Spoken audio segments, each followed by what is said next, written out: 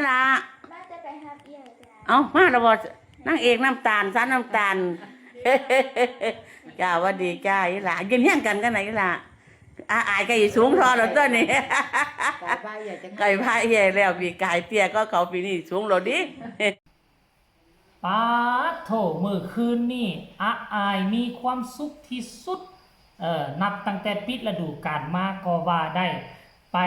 ทำงานอยู่ทั้งกรุงเทพกรุงไทย2 วันติดเมื่อยแล่กลับคืนมามาเห็นหน้าพอมาเห็นหน้าเพื่อนร่วมงานมานอนน้ำกันอยู่ที่บ้านอายสบายดี FC แฟนคลับทุกทานมาพบมาพ่อกันคลิปนี้เป็นเรื่องเล่าข้อมูลข่าวสารเกี่ยวข้องกับศิลปินตัวน้อยแห่งวงเสียงวิหกนั่นก็คือลูกสาวของบอสนกพงศกรมือวานนี่เนาะต่างคนต่างพากันกะเกี่ยมเพื่อจะเข้างานปฐมนิเทศในมือนี้มีผู้นั้นมามีผู้นี่มาศิลปินอยู่ในองค์กรก็พากันเนาะเดินทางเป็นซ้ายเข้ามาทางสำนักงานเสียงวิหกมื้อคืนนี้เป็นคืนนึงแหละที่อบอุ่นที่สุดเพื่อนร่วมงานมาอายก็ไปหับมานอนนำได้ไปหับเอาเพื่อนร่วมงานมานอนนำอยู่ทางเฮือนทางซานหั่นแล้วเห็นคนหนึ่งโผล่หน้ามาเนาะซึ่งเฮ็ดให้อายมีความสุขที่สุดอีกคืนนึงอีกวันนึงนั่นก็คือพ่อนัดพ่อแท้ๆของน้องอายเพิ่นมาเยี่ยมยามถามข่าวลูกสาวเพิ่นเพราะว่าพอนัดนี่นะอีกบ่ดนบ่นานก็สิไปต่างประเทศเนาะได้ยินว่าเพิ่นสอบผ่านแล้วทำอิดค่อยก็ว่าโอ้สอบผ่านอีหยังวะหรือว่าสอบผ่านเข้าเฮ็ดเวียกกับรัฐบาลบ่เข้าเป็นรัฐกรบ่พอนัดก็อายุซ้ำนั้นแล้วน่าจะกลายเขตเกินเขตแล้วบ่เนาะแล้ววันนี้ไปเบิ่งคอมเมนต์โอ้พอนัดสอบไปต่างประเทศสอบไปเฮ็ดเวียกต่างประเทศเนาะสิไปไสเนาะคันบ่เป็นออสเตรเลียกับเกาหลีญี่ปุ่นหรือสิไปอิสราเอลบ่หรือว่าจังไดท่านผู้ชมผู้ใดฮู้ก็ส่งข่าวมาบอกกันแน่ดนที่พอนัดจึงจะได้มาครั้งนึงนานๆทีจึงจะได้มาเยี่ยมยามถามข่าวลูกครั้งนึงเพราะฉะนั้นแล้วก็ละแม่นการที่ได้มาพบมาพ้อกันมาพบหน้าพ่อตาเด้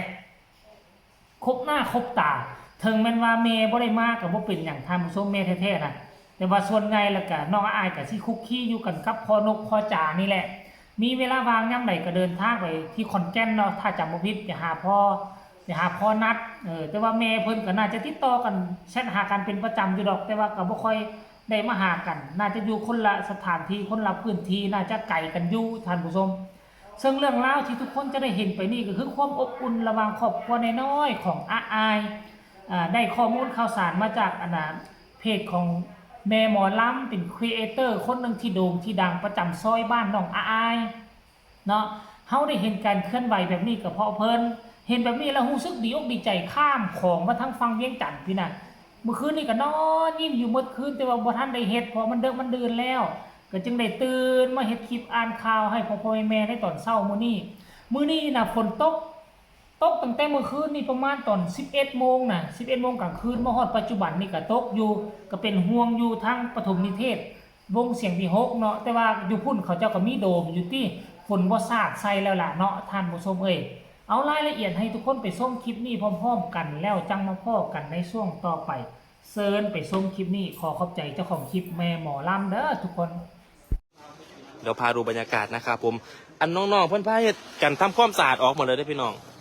อันนี้เป็นบริเวณบ้านพักนะครับผมทำความสะอาดเสร็จแล้วนะครับผม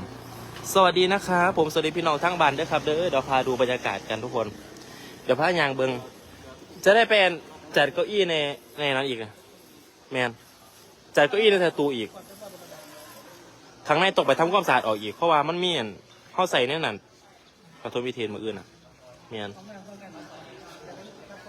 ใช่พี่น้องหรอจะพาดูเริ่มแปลนเริ่มยังเลยพี่น้องเริ่มแปลนเริ่มยังแล้วเพราะว่าลูกของเขาบานพักแล้วพรุ่งนี้ก็เริ่มนี่ละน่าจะไปฮับเอี่ยวจ้าเอามาแล้วบ่นางเอกน้ำตาลซันน้ำตาลจ้าวัสดีจ้าอีหล่ะยืนเฮี้ยงกันกันไหนอีหล่ะ อายก็อีสูงทอเราตัวนี้ กายบ้าอย่าจะ ไก่พายใหญ่แล้วปีกายเตี้ยก็เขาปีนี้สูงเราดิ เพิ่นสิเป็นสาวเราดิปีนี้ หลายๆเด้อต้องมาเพื่อนสูง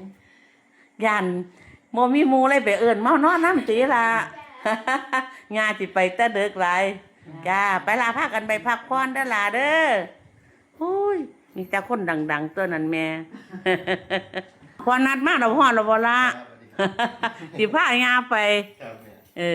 แม่ก็เลยว่ามาปรึกษากับแม่วิ่งนี่ล่ะจ้าอันสั่นโอ้ยบ่แล้วสิมีหยังกันเด้อจันแม่ จ้าขอบคุณหลายๆเนี่ย ห้าย่ามลูกเข้ากับสิพ่อกันดอกถ้าเฮียนอยู่ใกล้ๆกันนึงข่อยสิมาออกห้อมนี่ดิแม่ จ้า ข่อยสิไปรับเบ้าเรียนหน่อย เจ้ เออแต่ว่าก็ถ้าเรียนรถพร้อมกันเด้อล่ะนัด ความไหนก็ความเจ้า โอ้ยก็สิไป กันนั่นแหละ ก็ไปนํกันนะ ไปจันแม่ไปหานอนเฮาจ้าไปข่อยก็สิป้าท่านได้นอนมาจากกรุงเทพปะนะแม่บิ่งเอ้ยเดี๋ยวก็สิตื่นแต่เช้าอีกดิเฮาโอ้ยปิดประตูให้ย่าเพิ่นพี่น้องเอ้ยสิเมีย เห็นบ่พ่อแม่ FC แฟนคลับพี่น้องทั้งฝั่งไทยฝั่งลาวทั้งหลายเนาะเห็นแบบนี้แล้วพวกเจ้ารู้สึกแนวใดบ้านพักเสียงวิหกนี่ฟดฟื้นขึ้นมาทันทีทันใดเลยมวลสนุกสนานฟดฟื้นขึ้นมาโอ้ยท่านผู้ชมถือว่าเสียงวิหกนี่ถือว่าไวใดไวแบบว่าเคลื่อนไหวไวคือวงอื่นนี่เขาเจ้ายังบ่ทันพากันปฐมนิเทศยังบ่ทันพากันมาเก็บตัวแต่ว่าเสียงวิหกนี่เก็บตัวไว้เนื่องด้วยว่าเสียงวิหกอาจจะมีงานเข้ามาไวเจ้าภาพเจ้าการเจ้างานจ้างงานไวท่านผู้ชมแล้วเช้ามื้อนี้ก็เป็นแม่หมอลำกับมาฮับเอายาลำยาของอาอายเนาะไปโรงพยาบาลนํกันบ่ฮู้ว่าซุ่มผู้เฒ่าเขาเจ้าก็พากันไปนํกันนั่นแหละแม่หมอลำมีอีหยังก็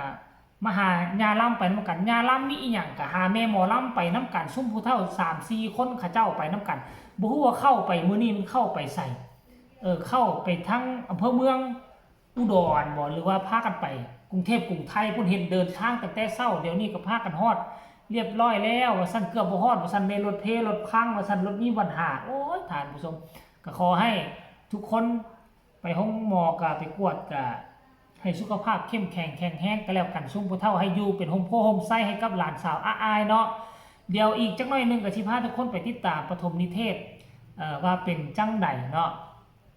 ว่าเป็นแนวใดสนุกสนานเพียงใดสิมีกิจกรรมอีหยังที่อายจะได้เฮ็ดร่วมกับสมาชิกลูกวงคนใหม่แล้วก็คนเก่าในฐานะที่เป็นบอสน้อยก็ต้องไปสร้างสรรค์ก็ต้องไปแผ่บุญบารมีให้กับคนใหม่ได้เห็นว่านี่คือบอสน้อยอายเด้อว่าสิเนาะท่านผู้ชมเดี๋ยวเอาคลิปต่อไป